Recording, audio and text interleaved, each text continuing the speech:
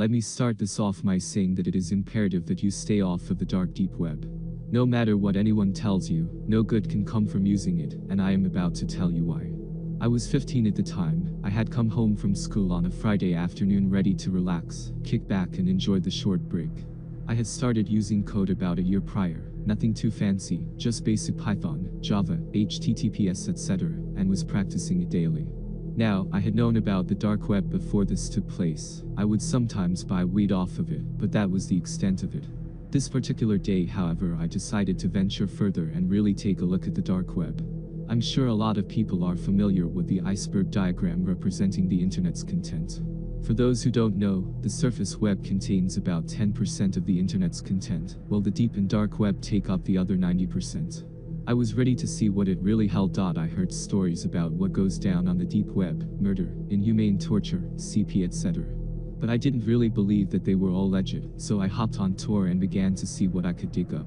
I started off by going on the hidden wiki and browsing through various websites, most of which contained illegal things such as drugs, hackers and hitmen for hire, and lots of CP. I clicked on a random forum link which took about a minute to load. I wish I could remember the name of it. It was a forum where people could pick a topic they wanted to talk about, such as politics, dealing with mental health, etc.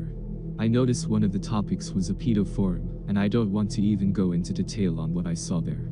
There was one particular one that caught my eye. The link was in all red, while the rest were all black. It said "not for the weak, enter at your own risk." Curious as to what this was, I click on the link, and it brought me to a forum that had only one link on the whole page.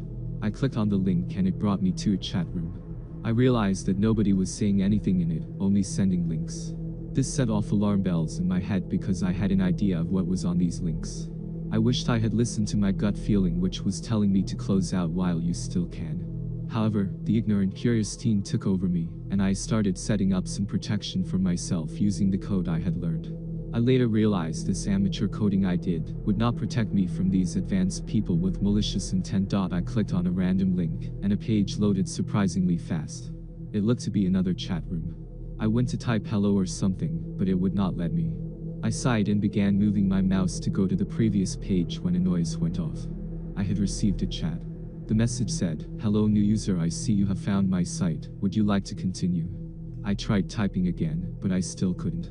The next message sent chills down my back, and my hands are shaking just recalling it. It read "No son, not the keyboard." I tried turning off my computer, but of course nothing worked. Another message popped up saying, "I guess I'll take that as a no." The screen suddenly changed and a video began playing.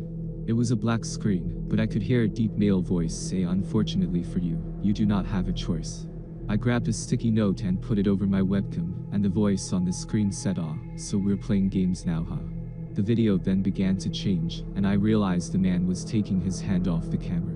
He was a short man, maybe 5'11", but that brought me no comfort. He held up a knife and said, "Name any body part." I then for the first time noticed a cloth in the corner of the room covering something up, which I could only assume to be a body. I had had enough. I unplugged my computer and lay on the floor panting for hours, until I could finally get up. I now suffer from anxiety, and won't touch a computer unless I have to. Just be safe out there, guys.